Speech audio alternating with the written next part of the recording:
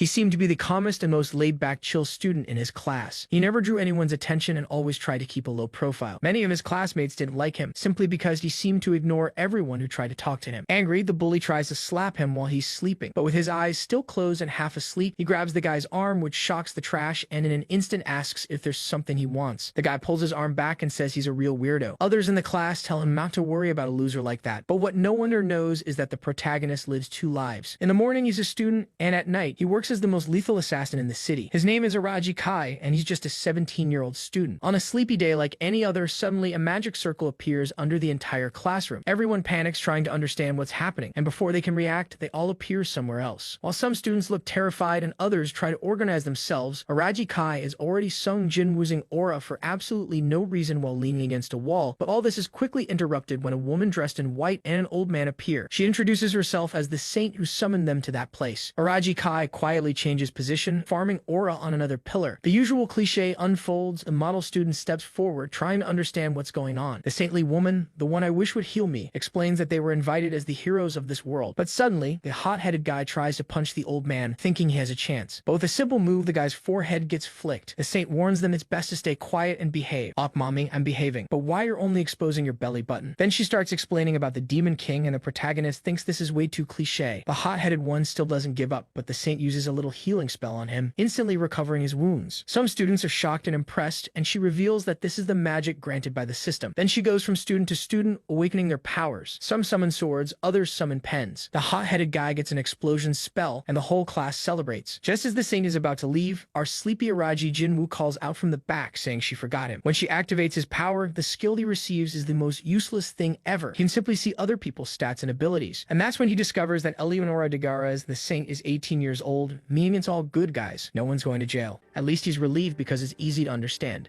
Then he feels something at his side. It's Arashi, punching him into the ground. Apparently, he tried to hit the protagonist and asks, "Hey, idiot, what'd you think of my explosion, huh? What did that little red eye of yours see?" The others laugh at him just because he has a red eye. They treat him like the class loser. "You guys want to pick a fight with our aura farmer?" Nagash says that's what he gets for thinking he's special and being last to receive a talent. Araji, though, doesn't understand why they're acting like that. They don't even have enough info to know what will be useful. Besides, the divine protection feels like a borrowed power. Who knows when it might be taken away? And he's sure there are countless other ways to kill people. The saint cuts through the chatter, saying that now that they've received protection, it's time to start learning how to use these powers to kill the Demon King. She asks that for today, everyone rest. Later that night, each of them is taken to their rooms. Araji, however, decides it's time to start the second shift of work. He's going to gather information. Some guards are patrolling around the castle, complaining, "Damn, why the hell are we walking back and forth out here?